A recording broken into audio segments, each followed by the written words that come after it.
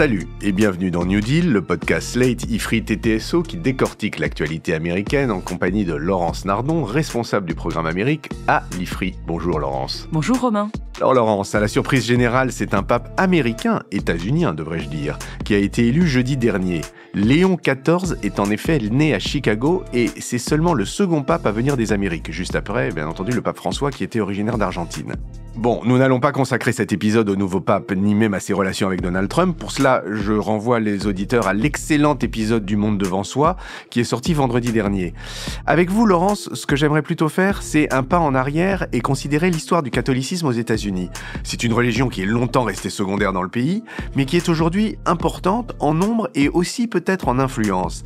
Elle est en effet présente dans les cercles du pouvoir trumpiste, à cela près qu'il s'agit d'une version très droitière, très radicale du catholicisme. Est-ce que vous pouvez nous en dire plus ? Oui, l'histoire du catholicisme aux États-Unis est extrêmement intéressante, donc on va revenir pour commencer à l'établissement des 13 colonies britanniques en Amérique du Nord au XVIIe siècle. On en a souvent parlé, il y en a certaines qui avaient des objectifs uniquement commerciaux, comme par exemple l'établissement de la Virginie en 1607, première colonie destinée à la culture du tabac. Les habitants là-bas sont assez peu religieux, ils sont anglicans et puis c'est tout. Mais il y a d'autres territoires qui ont été établis pour des raisons religieuses principalement. Les puritains protestants un petit peu illuminés et fanatiques en Nouvelle-Angleterre à partir des années 1620. Les Quakers, dont beaucoup étaient venus d'Allemagne, en Pennsylvanie, à partir de 1681, eux, en revanche, étaient extrêmement tolérants. Mais tout ça, c'est des protestants. Oui, très majoritairement des protestants, mais il y a aussi eu une colonie catholique, le Maryland, fondée en 1634. Il faut dire qu'à l'époque, on est en pleine guerre de religion en Europe et les catholiques britanniques avaient besoin d'un refuge outre-mer. Cette colonie, donc le Maryland, a été nommée, figurez-vous, en l'honneur de la reine Henriette Marie, qui était une princesse française. C'était la fille d'Henri IV, la sœur de Louis XIII, la tante de Louis XIV, je peux continuer comme ça. Mais en l'occurrence, elle était aussi l'épouse du roi d'Angleterre Charles Ier, qui a été exécuté en 1649 lors de la première révolution britannique. Vous m'apprenez donc que l'État du Maryland a été nommé en l'honneur d'une princesse française. Oui, française absolument, et donc catholique. Mais dans les faits, il n'y a jamais eu plus de 10% de catholiques dans le Maryland, et encore moins ailleurs dans le pays. Les protestants locaux ou venus des colonies voisines sont d'ailleurs restés toujours assez vindicatifs vis-à-vis de cette minorité catholique. Il y aura de nombreuses disputes, des affrontements à l'époque coloniale. Mais les choses doivent s'améliorer avec la fondation de la République américaine. On sait que la liberté de culte est affirmée par le premier amendement de la Constitution. Oui, adopté en 1789. Hélas, la Nouvelle République a été créée donc majoritairement par des WASP, des White Anglo-Saxons protestants, et les catholiques sont restés assez mal considérés pendant tout le XIXe siècle et même jusque un peu plus tard. Il s'agissait de minorités allemandes d'abord, irlandaises ensuite, et puis après il y a eu les Italiens. Ils sont vus par les protestants américains comme des éléments inassimilables à la Nouvelle République, d'abord parce qu'on les soupçonne d'avoir une loyauté secrète envers le pape. C'est un reproche qu'on fera à Kennedy, ça. Oui, d'ailleurs, ce sera l'un des grands arguments de campagne de son adversaire Nixon. On est en 1960. Kennedy est toujours resté très prudent sur le sujet de sa religion.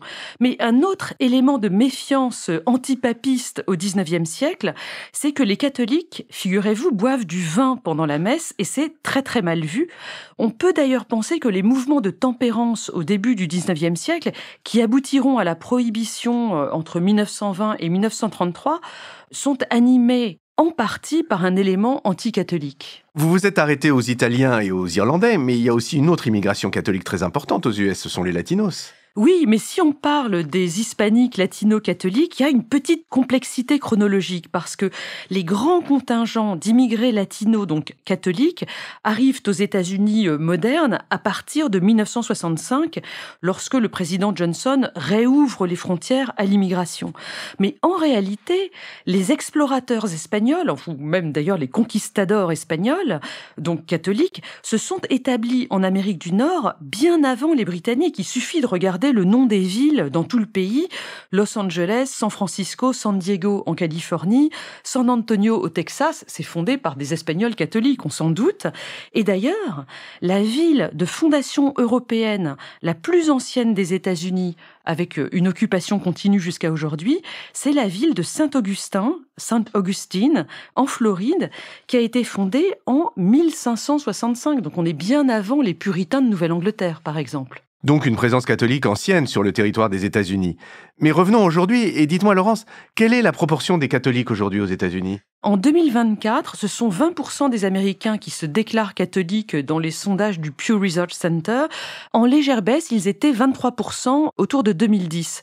Pour rentrer dans le détail, 54% des catholiques américains sont blancs non hispaniques, 36% hispaniques, c'est-à-dire latinos.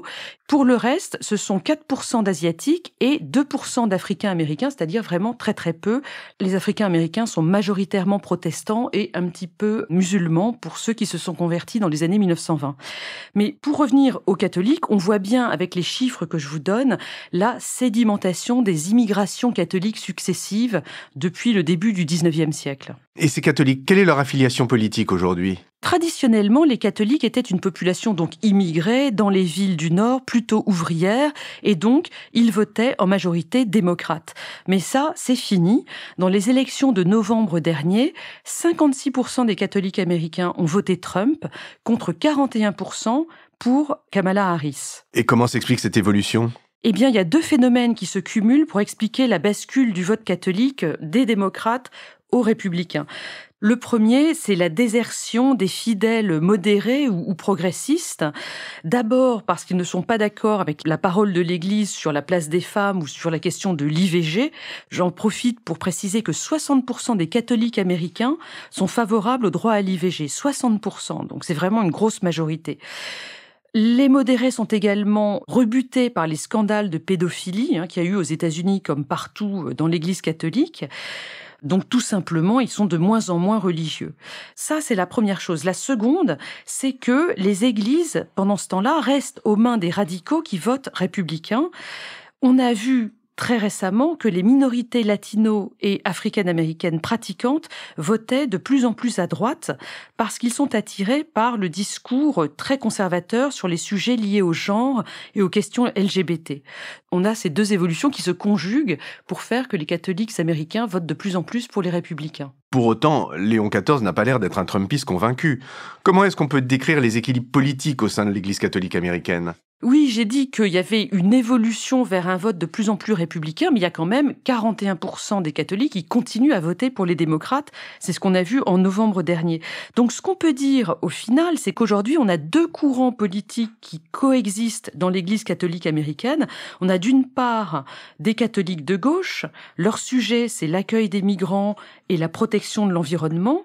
Et puis, de l'autre côté, on a des catholiques de droite. Leur sujet, c'est l'interdiction de l'IVG et la défense des valeurs familiales traditionnelles. Est-ce que c'est exagéré de dire que c'est un peu comme en France où on a une église Télérama contre une église Manif pour tous ? Non, c'est exactement la même chose. Mais ce qu'il faut ajouter dans le cas des États-Unis, c'est que, au-delà de cette division politique dont on vient de parler, il faut aussi identifier un courant qui, pour le coup, est extrêmement à droite. C'est le courant des intégralistes. Alors, les intégralistes, c'est la partie catholique du mouvement d'extrême droite des chrétiens nationalistes ou, plus largement, des nationalistes conservateurs. Attendez, les intégralistes, qu'est-ce que c'est exactement ? Alors, c'est un mouvement catholique post-libéral qui prêche l'intégration de l'Église et de l'État. C'est ce qui explique ce terme d'intégration. Dans leur esprit, il faut rompre avec un État laïque dans lequel les questions religieuses seraient tenues à l'écart. Et d'ailleurs, dans leur esprit, l'Église aurait autorité sur l'État en cas de désaccord. Attendez, vous dites intégraliste, mais est-ce que c'est la même chose ou est-ce que c'est proche de ce qu'on appelle les intégristes en France ? Sur le fond, les intégristes français et les intégralistes américains sont à peu près sur la même ligne. Ce sont des mouvements catholiques d'extrême droite. Mais en l'occurrence, le terme intégriste désigne autre chose. C'est ce mouvement, rappelez-vous, mené par Monseigneur Lefebvre après Vatican II. Ce prélat a d'ailleurs été excommunié par la suite par Jean-Paul II. Pour eux, intégriste, ça veut dire qu'ils prônent un respect intégral de la doctrine chrétienne. Donc, c'est pas exactement le même sens du terme. D'accord pour la nuance française, mais revenons sur les intégralistes américains. C'est un mouvement intellectuel qui est très présent aux États-Unis depuis la première élection de Trump en 2016. Il faut dire qu'il y a beaucoup de convertis au catholicisme dans les cercles intellectuels et politiques autour de Trump, comme évidemment J.D. Vance. Je vous donne 2 noms d'intellectuels intégralistes américains. Le premier, c'est Adrian Vermeule, qui est un professeur à l'école de droit de Harvard. C'est vraiment la star du mouvement intégraliste. L'autre, c'est Patrick Deneen, D-E-N-E-E-N, qui est lui aussi professeur, mais cette fois-ci à l'université Notre-Dame. Pour nos auditeurs qui voudraient se renseigner, il faut qu'ils aillent voir les écrits de ces 2 personnes. Ils sont proches de Trump, on le voit bien avec J.D. Vance, ils sont même très très proches. Pour autant, est-ce qu'ils peuvent imposer leur vue au président américain ? Écoutez Romain, je pense vraiment que c'est absolument impossible. D'une part, parce que tous ces penseurs d'extrême droite catholique autour de Trump font face aux libertariens. Ils sont pas du tout la seule parole idéologique autour du président. Donc déjà, même en interne, ils peuvent pas gagner. Et puis ensuite, pour imposer leur vue, il faudrait tout simplement revenir sur le premier amendement à la Constitution qui sépare l'Église et l'État aux États-Unis. Et ça me semble tout bonnement impossible. Eh bien, nous conclurons donc sur cette note d'espoir laïque, sans baisser la garde, Laurent, sans baisser la garde, et nous nous retrouverons la semaine prochaine, le temps de laisser passer une messe, pour un nouvel épisode de ce podcast. Merci Romain, à la semaine prochaine. Retrouvez New Deal chaque semaine sur Slate Audio et toutes les plateformes de podcast.